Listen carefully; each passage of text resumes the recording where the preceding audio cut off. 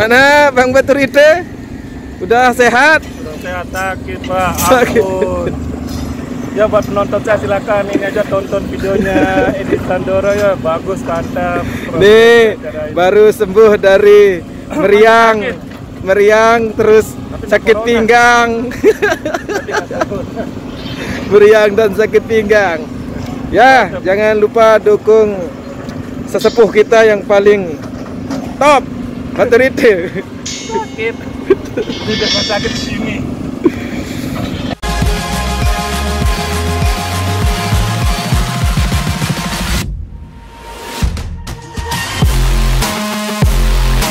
Begitulah keceriaan ketika bertemu teman-teman YouTuber 86 Mandalika. Kita saling support, kita saling menyemangati lah bosku, dimana kita harus mengawal mega proyek nasional ini.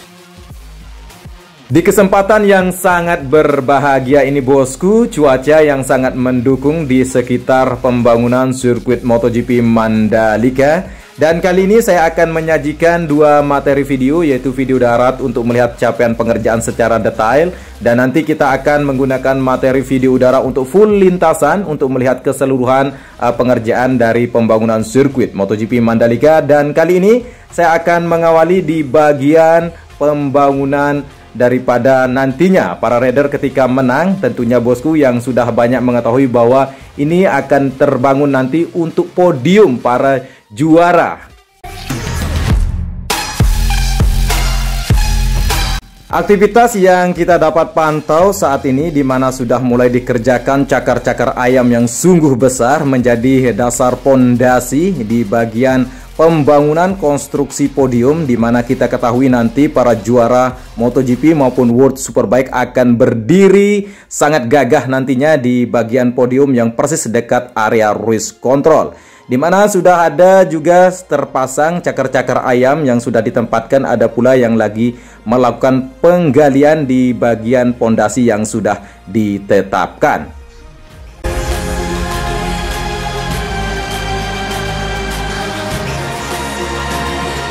Secara nyata kita dapat melihat aktivitas para pekerja yang terus memberikan hal yang terbaik untuk pengerjaan pembangunan podium yang berada tepat sekali dekat dengan area race control dan menyatu dengan pedok tentunya bosku. Nantinya kita juga akan mereview di mana progres pengerjaan lantai kerja untuk pedok modular.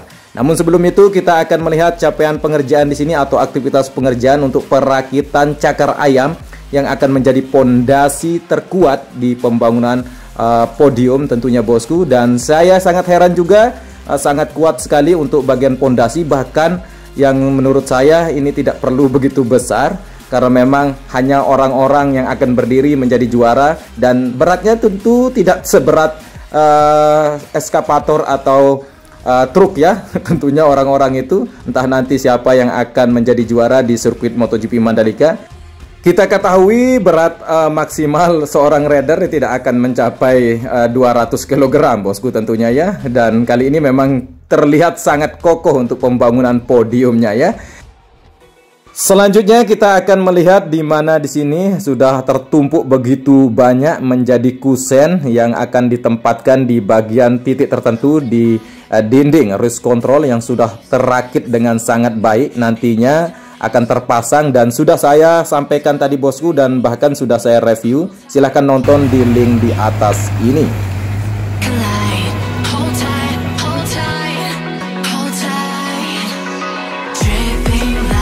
Selanjutnya kita berpindah menggunakan materi video udara untuk melihat aktivitas pengerjaan di area yang akan terbangun nanti, bangunan office bosku yang berdekatan dengan medical center.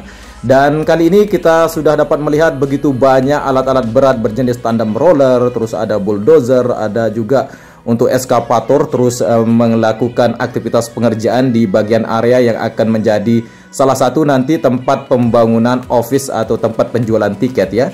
Dan memang untuk pengerjaan penyambungan badan jalan di area yang sangat luas ini yang akan terhubung dengan area race control, terus podium, terus selanjutnya di bagian area pedok modular. Bagi bosku mungkin sangat penasaran, bahkan saya juga sangat penasaran bosku, bagaimana bentuk desain asli atau desain perubahan dari konstruksi pedok atau garasi para tim MotoGP maupun World Superbike yang akan terbangun di sirkuit MotoGP Mandalika. Saya juga sampai sekarang masih belum melihat secara nyata desain perubahannya bosku. Dan tentunya progres pengerjaan terus dilakukan untuk secepatnya dapat rampung untuk bagian lapis kedua untuk pembetonan lantai kerja. Nantinya akan segera dilakukan konstruksi pembangunan pedok modular yang sudah mulai didistribusikan tentunya bosku. Dan nanti kita akan melihat unboxingnya untuk konstruksi pedok modular bosku ya.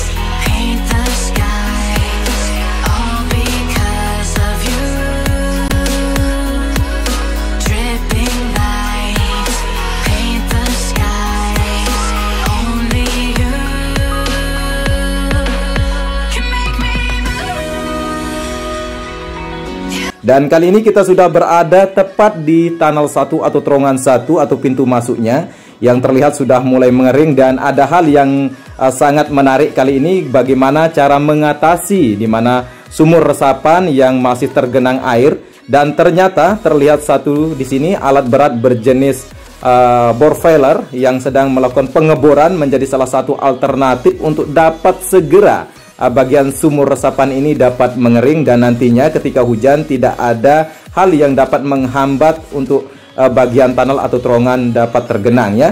Dan tentunya progres pengerjaan untuk pengeboran ini menjadi sistem yang sangat kita nanti-nantikan, dan tentunya kita akan melihat cerita ke depannya bosku ya. Dan tentunya kali ini kita akan melewati area pengaspalan yang sudah dilakukan tadi malam di bagian sebelah kiri area fitland yang terlihat sangat menghitam di sini, yang sudah dikerjakan sangat begitu bersemangat di malam hari. Mereka melakukan pengerjaan sampai jam 2 malam bosku. Ini merupakan hal yang sangat luar biasa.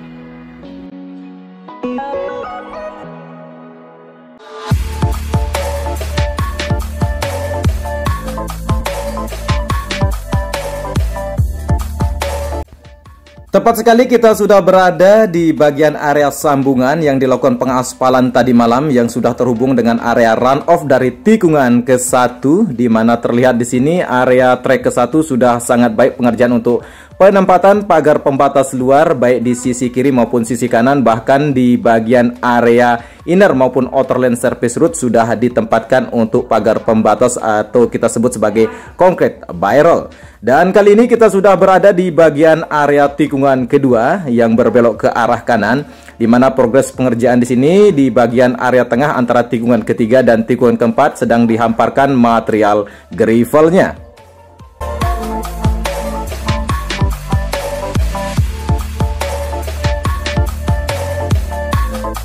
Begitu halnya dengan seluruh bagian lintasan dari tikungan ke-5, 6, 7, 8 sampai dengan tikungan ke-17 masih terus dilakukan perapian di bagian area lintasan, dan nanti kita akan pantau bersama bosku. Dan perlu saya sampaikan kembali bahwa jangan resah maupun gelisah tentang homologasi, di mana setiap sirkuit yang akan melaksanakan event MotoGP maupun World Superbike akan setiap tahunnya dilakukan homologasi.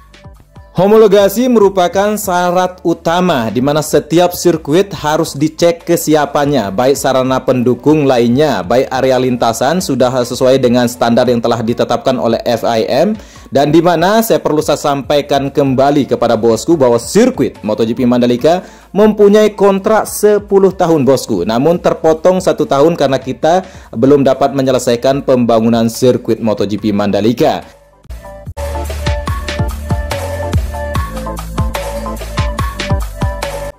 Adapun pertanyaan yang terlontar kepada saya, apakah World Superbike bisa diselenggarakan di tahun ini bosku katanya? Saya akan menjawab sesuai dengan apa yang saya yakini tentunya bosku, sesuai dengan apa yang saya lihat dan nalaritas saya secara subjektivitas tentunya bosku. Dan saya menjawab hal ini menjadi sebuah pertanyaan yang terus menjadi geming buat saya, bahwa apakah mampu menyelenggarakan World Superbike di tahun ini. Secara nyata bagi saya bahwa sepertinya akan 50-50 bosku, apakah bisa berlangsung apakah tidak. Karena saya ketahui bahwa keyakinan para pekerja baik PP, TDC dan MGPA dan selaku pemerintah Provinsi Nusa Tenggara Barat juga meyakini bahwa mampu diselesaikan di bulan Oktober ya. Sepertinya keyakinan mereka masih teguh bosku bahwa pegelaran World Superbike dapat diselenggarakan di bulan November ya. Bagi saya kita akan terus dukung, di mana secara seksama tentunya kita akan pantau setiap hari, setiap detik perubahannya. Dan bagi saya terfokus untuk melihat progres pengerjaannya, bukan melihat event di tahun ini. Namun untuk tahun depan saya optimis untuk pegelaran MotoGP maupun World Superbike dapat diselenggarakan. Sedangkan untuk homologasi bisa saja dilaksanakan tahun ini atau tahun depan ketika sudah jadi pembangunan sirkuit MotoGP Mandalika ya. Bagi saya secara seksama juga saya menilai bahwa ini subjektivitas ya. Ini pendapat saya, perlu dikoreksi teman-teman, boleh saja. Dan tentu ini menjadi hal yang menjadi dasar saya bahwa pembangunan sirkuit MotoGP Mandalika masih perlu banyak yang harus diselesaikan. Tentunya landscape-nya, di mana pembangunan sarana pendukungnya perlu dipersiapkan dengan sangat maksimal. Selanjutnya tentu di mana pandemi COVID-19 menjadi salah satu momok yang bisa menjadi salah satu pembatal di tahun ini untuk event World Superbike dalam konsep bahwa sirkuit MotoGP Mandalika bisa rampung di bulan Oktober. Jadi hal yang perlu disadari untuk para bosku bahwa COVID-19 ini menjadi momok yang luar biasa tentunya. Kita tidak boleh berkerumun tentunya dengan ada pembatasan-pembatasan seperti PPKM dan sebagainya. Di mana pemerintah kalau memang mampu untuk mengkarantinakan atau menjinakkan COVID-19 ya bisa saja bulan November bisa melaksanakan event World Superbike dalam konsep bahwa sirkuit MotoGP Mandalika bisa tuntas di bulan Oktober, baik sarana pendukung lainnya bosku tentunya ya. Dan beginilah yang saya dapat sampaikan dan tuturkan kepada bosku. Mohon maaf kalau ada salah kata atau salah prediksi. Silahkan bisa ditulis di kolom komentar pendapat-pendapatnya bosku dengan tentunya dengan bahasa-bahasa yang bijaksana ya, berpendidikan, jangan menggunakan bahasa-bahasa rasis atau yang sebagainya. Saya Edi Sindoro, salam persahabatan dari anak Lombok, matur tampiasih. Sampai jumpa di review pembangunan sirkuit MotoGP Mandalika yang akan bakal menjadi salah satu tuan rumah MotoGP maupun World Superbike. Bila irsabihab, pastabikul khairat. Wassalamualaikum warahmatullahi wabarakatuh.